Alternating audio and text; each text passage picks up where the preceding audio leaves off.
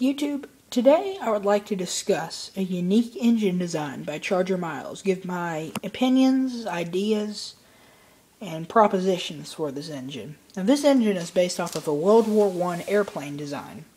Basically, to put it into a Briggs & Stratton terms, if you had an engine, such as my steam engine, because it's the only one torn down at the moment, instead of your crankshaft turning, which turns your piston and turns your flywheel, this is stationary, and your engine block rotates around it. Now, I've demonstrated this in past videos. If you look at my steam engine builds, you can see when it was in my flywheel, this thing, the crankshaft wasn't moving, and the engine would flop around in there.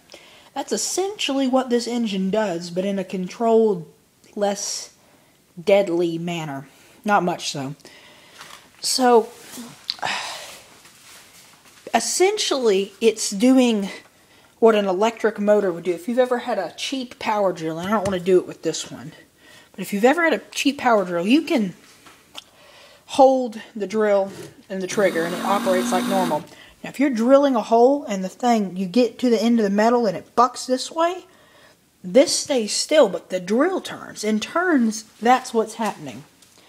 Now, let me further describe some of my ideas. One of my first ideas I had for this thing was the intake manifold. Now, I'm a guy for high performance. I believe in overdoing everything, and anything that is stock, to rip it off and put something on it that is not stock. So, one idea I had is if you have an engine spinning, and it's a lawnmower engine, so it's vertical shaft, it's facing this way.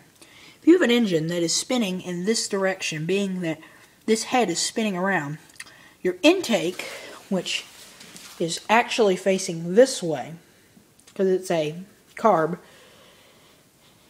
you can put a sort of a horn on there, if you will, and the carburetor is actually going to make it face this way, but anyhow, you can put sort of a horn on there, so when this thing is spinning in this direction, it's going to catch air as it goes around and blow it into the carburetor.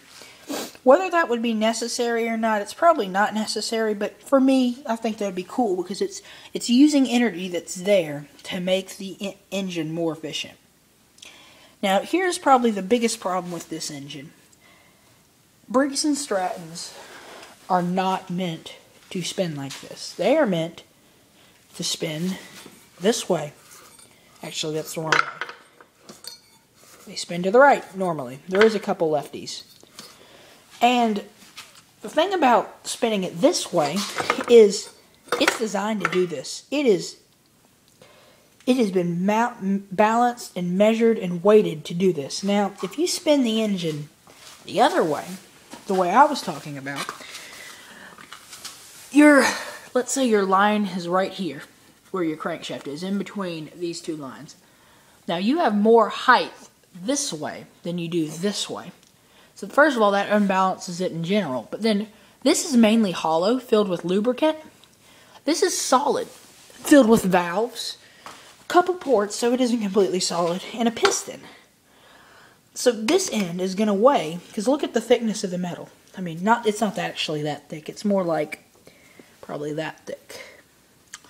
So this end is going to be much heavier than this end. Now, that's going to be a major balancing issue, because this engine is going to want to tear itself apart and act like a grenade. I don't like grenades exploding on me. It's not fun. So, couple balance ideas. Basically, if I were to set the engine on its crankshaft, it's going to fall this way. I've demonstrated that a ton in the steam engine videos when I drop it. It's going to fall head side down. So, what I propose is to take, this is just one of many mods that you would have to do to balance it. That's going to be the key. Take a gas tank.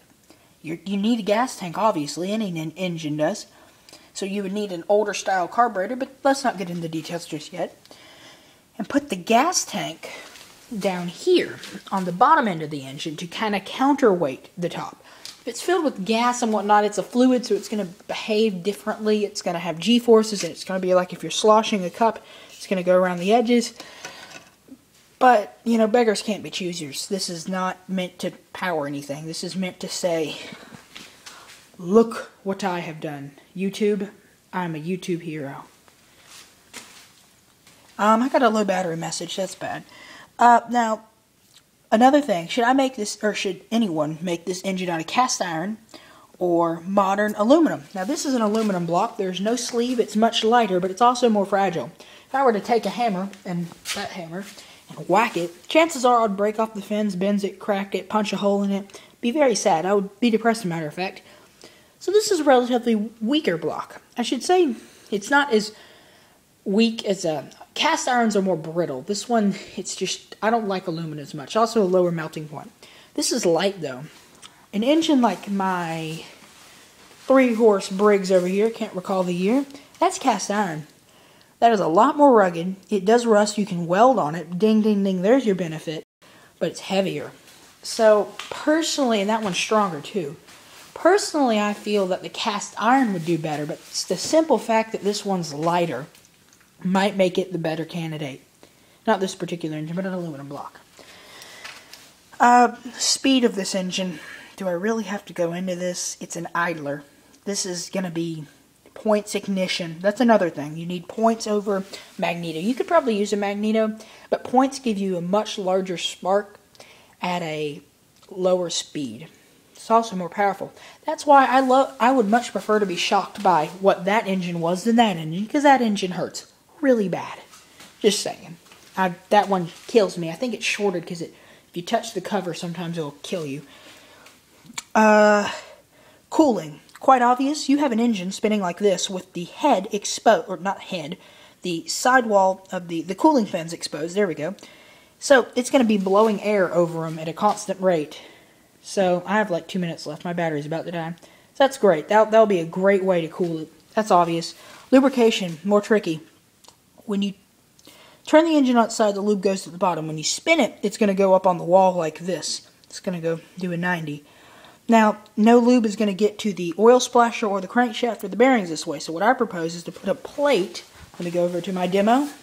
Put a plate, let's say here, to make the oil level when you're setting it this way much higher. So basically, every time the crankshaft goes around, hopefully when it's spinning this way and the oil's up like this, it grabs some of that oil and throws it the other way. Also at that point, it might let our oil splasher do something. I don't know if that would work, but that's an idea. Last thing is that I thought about, that's the points or magnetron. I already said that. Power pulley, that's what I'm calling it. You kind of want a way to put a load on the engine. A normal engine has a blade or something mounted here, and if this cuts off, I'm posting it. But a normal engine has power here. This engine, you're going to have to put the power on the lawnmower mount, which, let me get around so you can see this. This is a round lawnmower mount. That's actually beneficial. Put a big plate with the hole in it, and then put a pulley. So what I propose is to build something along this lines. Large plate with the pulley that bolts up into those existing mounts, goes on there. That pulley will allow you to do two things. One, if you were really, really, really brave, I'm not, power something. Two, be an emergency stop. Modern lawnmowers, you have to have that handle. It stops them. There's a brake. This engine, which could explode, that'd be very beneficial. You could hook something up if you did it that way, because the flywheel, I remind you, even when this engine's in operation, that's not moving. That is stationary. This is actually what I would mount it off of. The flywheel would be a hang-down engine. The engine would hang. I would mount the flywheel somehow. I could probably even take the flywheel off because all I need is a magnet. So if I can mount a magnet in the same spot, I could probably do that. But what I'll probably end up doing is using the starter cup and nut somehow to mount it and hang the engine and have big braces so the thing doesn't wobble. But, yeah, wobble for you. But basically, that's my ideas. And Charger Miles is the original creator of this.